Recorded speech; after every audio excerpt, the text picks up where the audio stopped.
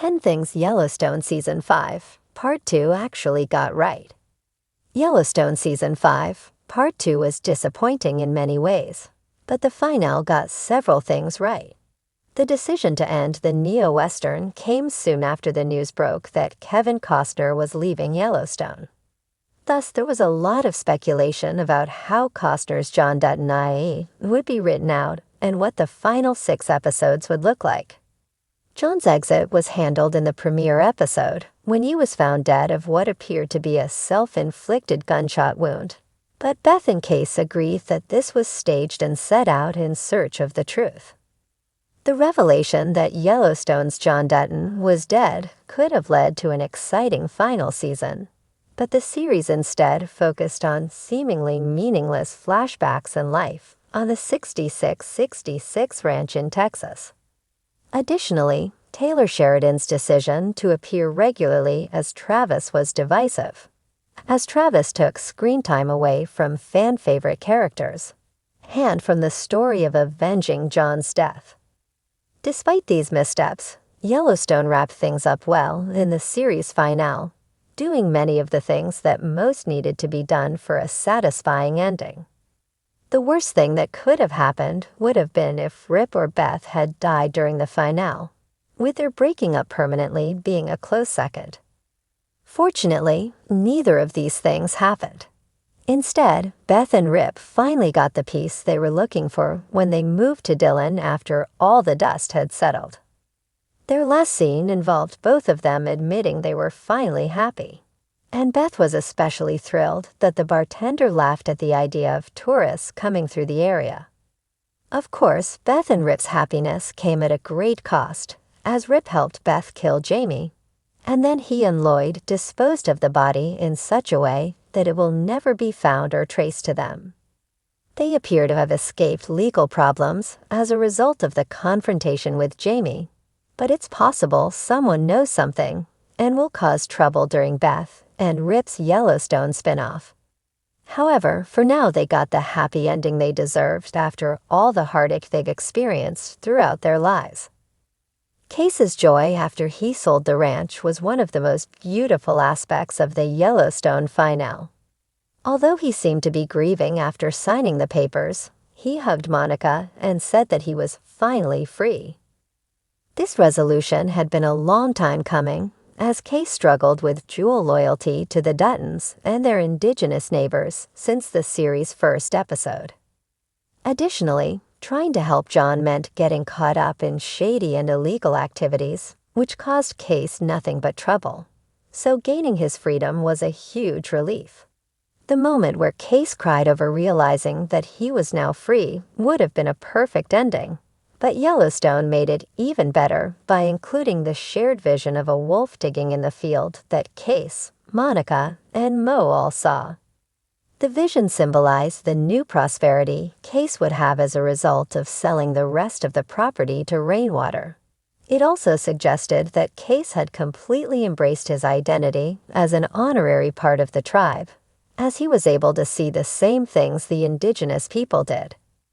It was jarring to watch the indigenous people removing the ranch house and other structures once they got the land back, but it was also a victory for them.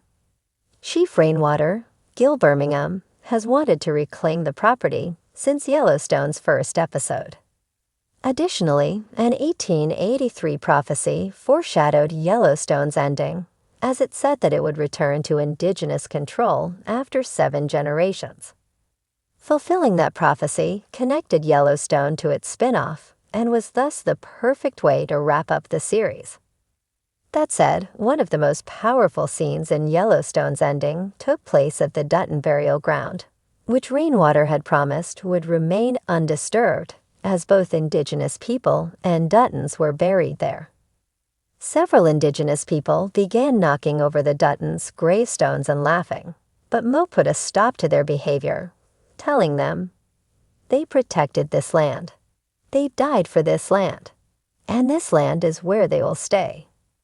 Thus, Mo fulfilled Rainwater's promise to Case to be John's protector by ensuring that his resting place and that of his family members remained intact. The graveyard sequence led directly to Elsa's final narration, which further cemented the idea that the prophecy had been fulfilled, as well as pointing out that everyone had triumphed over Yellowstone's central conflict.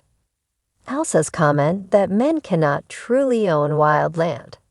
To own land, you must blanket it in concrete, cover it with buildings, stack it with houses so thick, people can smell each other's supper. Beautifully explained why the land being returned was such a victory. The developers who had wanted to turn the land into a ski resort had failed completely. Elsa was the perfect person to narrate this scene because the prophecy had started with her father being given the land when she was dying. Thus, her ending narration reinforced the idea that everything had come full circle, and now the indigenous people were in charge of the land, and would never again allow it to be destroyed by greedy settlers who cared only about how to profit from it. It was disappointing that Yellowstone's war between Jaime and Beth was mostly saved for this one final battle, but there is no question that Jaime got what he deserved. During Yellowstone's early seasons, Jaime was a complex character who was often on the outs with Jon because he refused to sacrifice his law license to protect him in illegal ways. But that version of the character was long gone by the time he died. Jaime had killed his biological father and had put things in motion to kill Jon so that he could help the developers get the land. Thus, the only satisfying ending for Jaime was for him to be taken to the train station. Beth got the revenge she wanted since they were children and avenged her father's murder, and Jaime's body was disposed of in the way he deserved. While this means there is no hope for redemption for Jaime, there wouldn't have been any way to believably redeem him after you went as far as he did. So his death is a victory for the Dutton family. Yellowstone could have ended without letting the audience know what had happened to many of the cowboys who worked on the ranch, but that would not have been true to the show's spirit.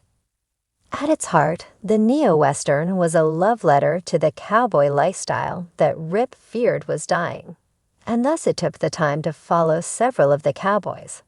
Ryan's Iron Bowen ending story was one of the best, as it appealed to the audience's romantic side, as well as reassuring them that he had a happy ending.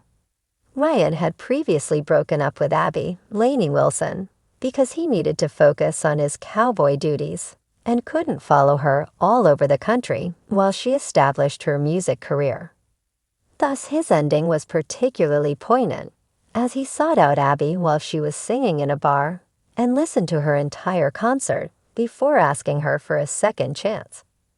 This ending also demonstrated that Ryan, much like Case, regained his freedom now that the ranch was gone, and he didn't have to tend to it. Carter was one of Yellowstone's best characters, even though he only joined in Season 4. Initially, he was a young enough child to latch himself onto Beth after his mother's death and to call her Mama, which she quickly shut down.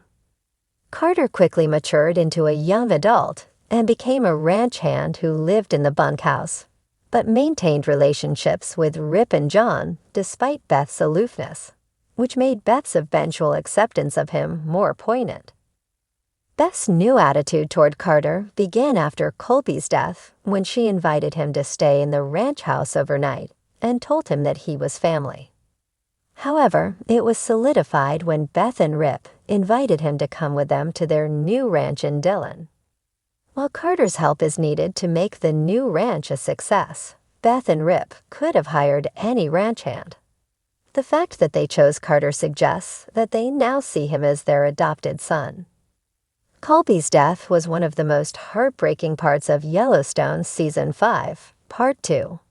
Although the death seemed unnecessary, Colby could have shot the horse in the first place instead of entering the stall. It was devastating for Teeter, Jennifer Landon, who had first told him she loved him only hours before. Thus, Yellowstone made the right move by allowing Teeter to move on from the Yellowstone Ranch and her memories of Colby. Even if heading to Texas to deal with Travis doesn't seem like the best situation for her, this made sense. Sadly, Yellowstone had to say goodbye to Lloyd, but that was the perfect ending for him. Lloyd has been John's right-hand man for many years, so it makes sense that he wouldn't want to pick up and move to another ranch now. His choice to retire instead demonstrated he was loyal to John until the end, as he will never work for another man as long as he lives.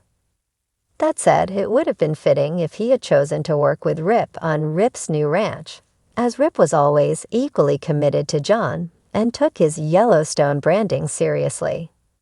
However, Lloyd might have felt disloyal to John if he worked on Rip and Beth's new ranch, because Beth was in favor of selling the Yellowstone to Rainwater, which John would likely never have done if he were still alive.